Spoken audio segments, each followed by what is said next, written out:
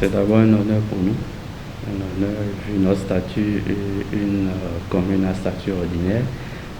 à côté des trois autres, où il y a un particulier et puis deux intermédiaires, et que comme ils puissent quand même bénéficier,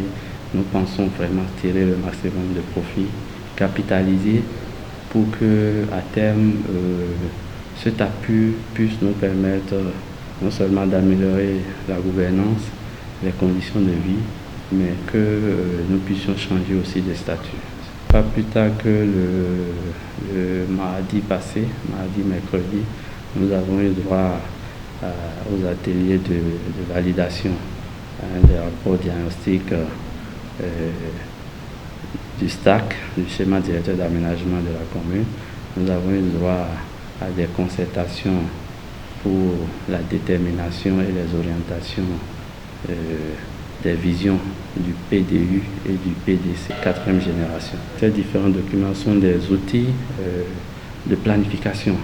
du développement, de planification spatiale. Et donc, nous avons, à travers ces documents, la commune a une vision qu'elle s'est donnée et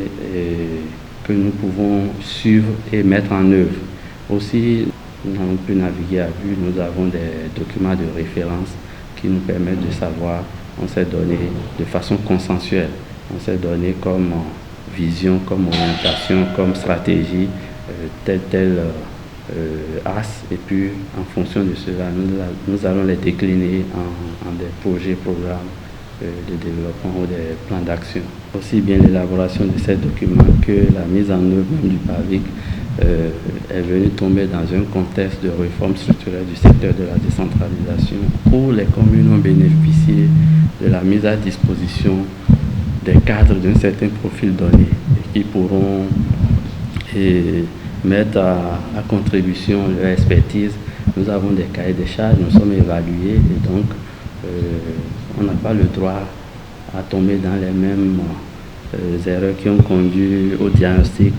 pour aboutir aujourd'hui à cette réforme. Donc je pense que déjà cette réforme est déjà un élément qui permet de ne pas tomber dans les mêmes travers qu'on a eu par le passé à décrire.